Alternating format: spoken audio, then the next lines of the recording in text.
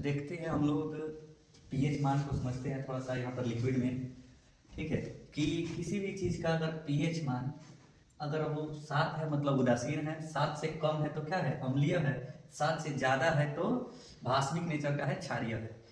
जितने ज़्यादा भास्मिक नेचर का होगा उतने ज़्यादा इसका पीएच मान होगा, यानी पीएच मान जिसका जितने ज़्यादा होगा उतना ज़्यादा ये भास्मिक नेचर का होगा। अगर यहाँ पर देख रहे हैं यानी अगर भस्म का गुण ज़्यादा है यानी पीएच मान क्या होना चाहिए अधिक, और अम्ल का गुण अगर ज़्यादा है तो पीएच मान क्या होना चाहिए कम। पीएच मान अगर कम हो रहा है इसका मतलब ये हुआ कि अम्ल का गुण उसमें बढ़ रहा है।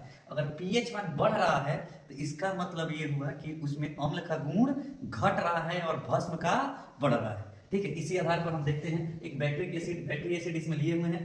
ठीक है, ये हमारा देखते हैं यहाँ पे ये हमारा पीएच स्केल को नापने वाला यंत्र है, यहाँ पर पीएच स्केल है। ठीक है, ये जब भी इसमें लाते हैं तो हम देखते हैं ये बैटरी एसिड का पीएच मान अभी कितना दिखा रहा है 1। पीएच मान इसका कितना दिखा रहा है 1। जैसे जैसे इसमें जल मिलाएंगे, जल मिलाने का मतलब क्या हुआ कि इसका अम्ल के गुण को कम करना, और जब अम्ल का गुण कम करना इसका मतलब पीएच मान धीरे धीरे क्या होना बढ़ना, यानी भस्म का गुण उसमें बढ़ना तो धीरे धीरे क्या हो जाएगा पीएच का मान बढ़ना। देखिए यहाँ से वाटर लिखा हुआ है, इस नल के द्वारा हम इसमें वाटर थोड़ा सा जल इसमें मिलाते हैं। देखिए जैसे जैसे यहाँ पर जल मिलाएंगे इसका पीएच मान धीरे धीरे बढ़ते जाएगा।